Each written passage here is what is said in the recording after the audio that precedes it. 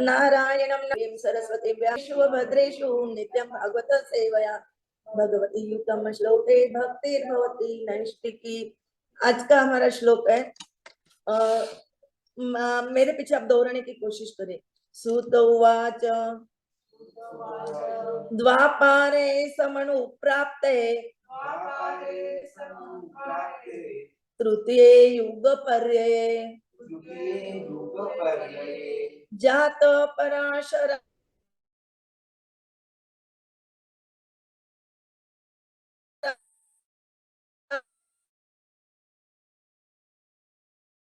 योगी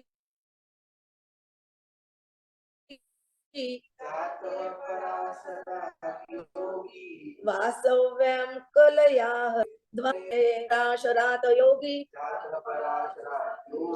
वासव्यं कलया हरे। सुत उवाच द्वापारे समनु प्राप्ते तृतीये युग पर्यये जातः पराशरात योगी कलया हरे। अनुवाद तथा श्री कृपामूर्ति द्वारा सुत गोस्वामी ने कहा जिस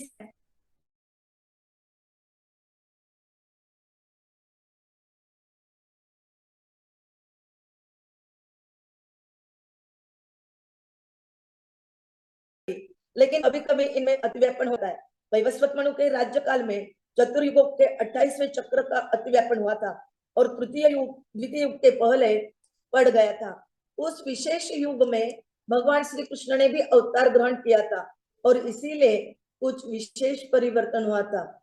ऋषि की माता सत्यवती वसु मछुआरे की पुत्री थी और उनके पिता पराशर मुनि थे। व्यासदेव के जन्म का यह इतिहास है। प्रत्येक कालों में विभाजित होता है और हर काल उत्पन्न हुए थे। हरे कृष्ण दंडवत प्रणाम। ओम अज्ञानतिमिरन्धस्य ज्ञानाञ्जनशलाकया चक्षुरुन्मीलितं येन तस्मै श्री गुरवे नमः। श्री चैतन्य मनोभीष्टं स्थापितेन भूतले स्वयं रूप कदा मह्यं ददाति स्वपदान्तिकं। वन्देऽहं श्रीगुरोः श्रीयुतपदकमलं श्रीगुरून् वैष्णवांश्च श्रीरूपं प्रजातं सहगण रघुनाथान्वितं तं सजीवं साद्वैतं सावधूतं परिजन सहितं कृष्ण चैतन्य देव श्री राधा कृष्ण पदान् सगण ललिता श्री विशाखान्वितांच। नमो ओम विष्णुपदाय कृष्ण पृष्ठाय भूतले श्रीमते भक्ति वेदांत स्वामिनिति नामिने नमस्ते सरस्वते देवे गौरवाणी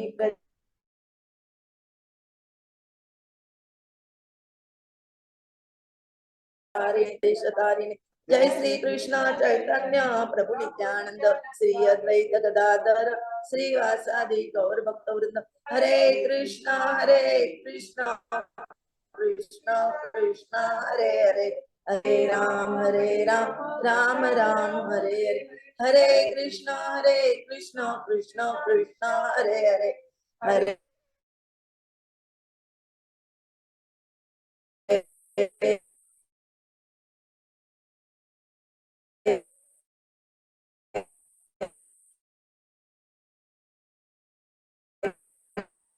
राम हरे राम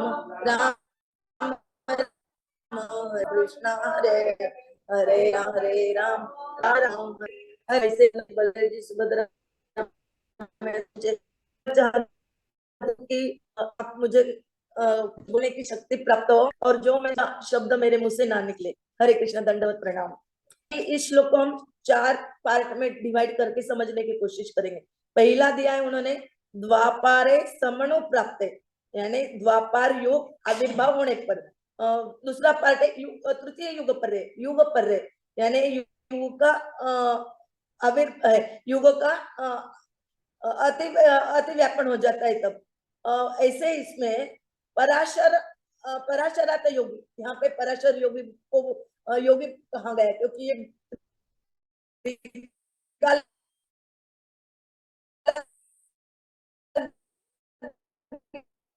थे और बहुत श्रेष्ठ योगी थे। और वासपुत्री वो उसका नाम था मत्स्य। उसके गर्भ से भगवान ने जन्म लिया। ऐसे हम 4 भागों में इसका कोशिश करेंगे कि हम टाइम में ये समझ सके। तो पहले हम देखते हैं कि चतुर्युगों का एक कालक्रम यहाँ पे दिया हुआ है। सत्य युग, द्वापर युग, त्रेता युग और कलयुग। पहले सत्य युग आता है, उसके बाद द्वापर युग आता है और फिर त्रेता युग और बाद में कलयुग आता है। अभी द्वापर युग की जगह पे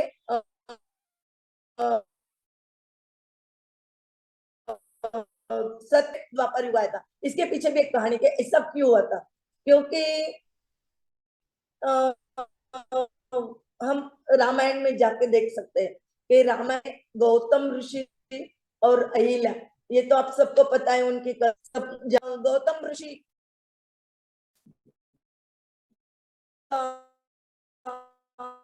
अहिल्या आश्रम में इंद्र आए तो उन्होंने जब अहिल्या को देखा तो उसकी से सहवास करने की इच्छा उत्पन्न हुई। तो उसने क्या किया कि उन्होंने का रूप लेके अर्धरात्रि में बांग देना शुरू कर दिया। तो गौतम ऋषि को लगा कि अरे सुबह हो गई, अभी हमें स्नान करने जाना है। इसलिए गौतम ऋषि स्नान करने चले गए और फिर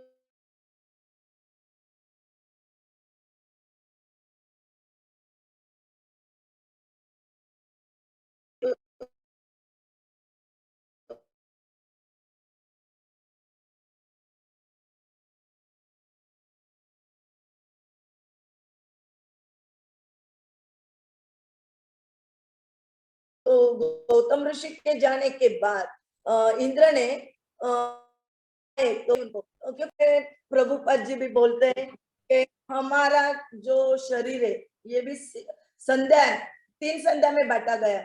जब हमने जन्म लिया था वो थी प्रथम संध्या, जब हम अभी युवा हो गए तो ये हो गई हमारी मध्यम संध्या, और जब हम बूढ़े हो रहे यानी 55 के आगे वो है हमारी तृतीय संध्या। ऐसे ही उन्होंने जब ब्रह्मांड के भी संध्या का समय बताया कि जब ब्रह्मांड की निर्मित हुई तब वो था संध्या का प्रथम संध्या। और जब 2 लाख से अभी जो ये 7वां मनु चल रहा है यानी हम 7 मनु तक आ गए, तो ये 7वां मनु का काल क्या हुआ, मध्यम संध्या का।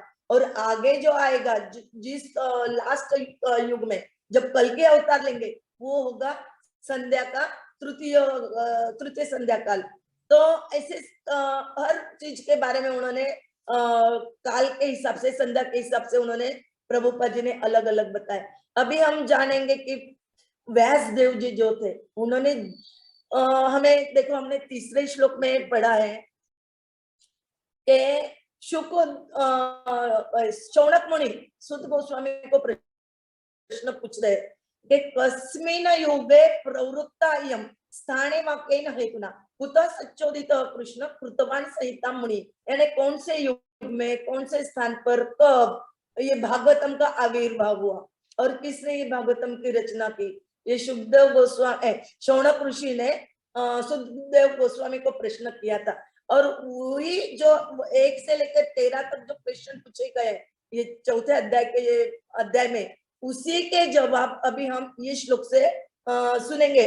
और स्टेप बाय स्टेप आगे हम हर जो क्वेश्चन पूछा गया, जो प्रश्न पूछा गया उसका उत्तर हम जानने की कोशिश आगे स्टेप बाय स्टेप करने वाले। तो इसमें अभी बोला है कि भागवतम की रचना किसने की, व्यासदेव मुनि ने की।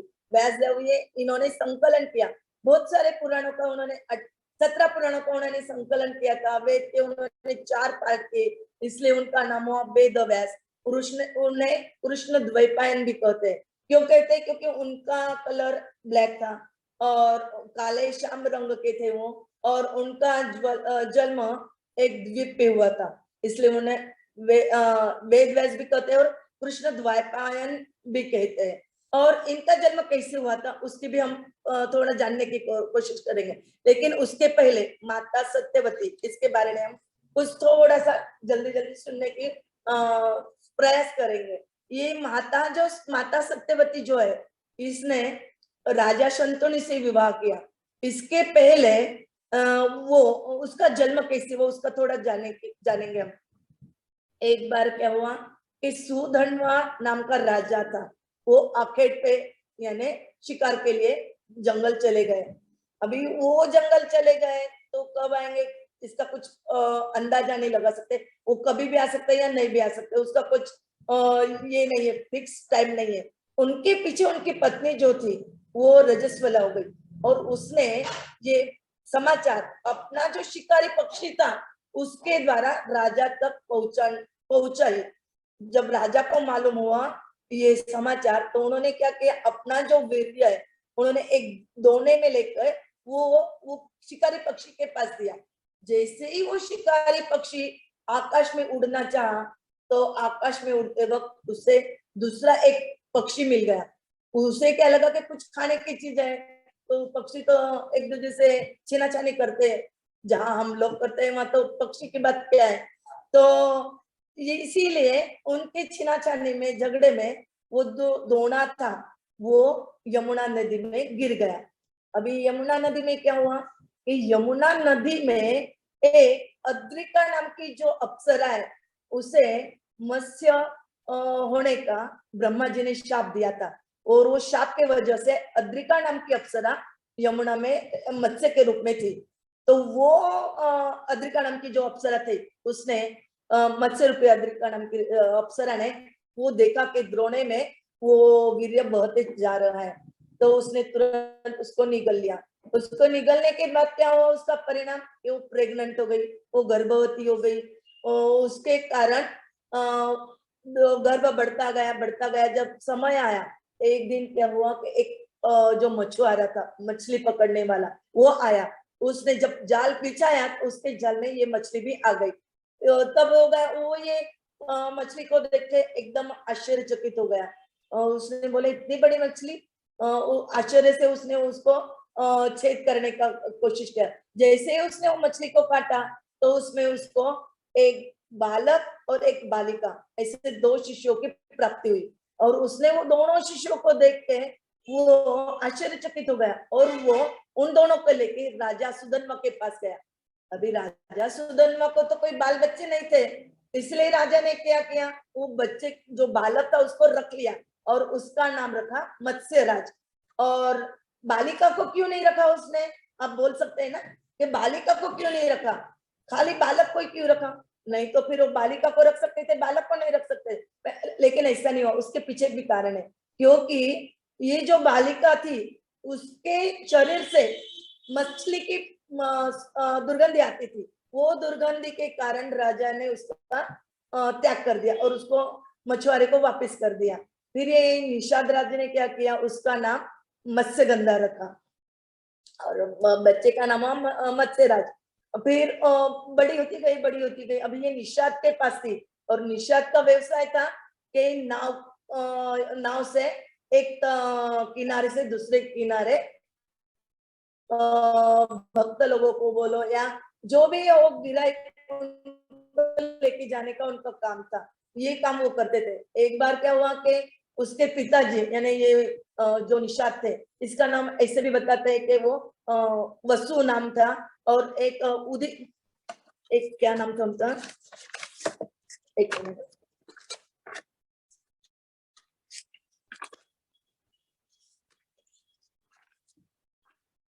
उपरिचर वसु नाम था उसका। और ये और उपरिचर वसु नाम था उसका। तो उसने बीमार होने के कारण उसको जो ये थी मत्स्यगंधा, उसको वो नाव खेने का काम करना पड़ा। तो वो एक किनारे से दूसरे किनारे को सब लोगों को लेके जाती थी, और वो इसी के कारण वो गंधवती नाम से भी प्रसिद्ध हुई है। उसको गंधवती कहते हैं। तो एक बार क्या हुआ कि पाराशर मुनि को यमुना पार करना पड़ा। उस वक्त वे कोई कहते ऐसा कि उसके रूप सौंदर्य से पाराशर मुनि आकर्षित हो गए और उन्होंने कुछ जाल बिछाया और वो, लेकिन मैं एक प्रभु जी का लेक्चर सुन रही थी, उन्होंने बताया कि ऐसा कुछ नहीं है।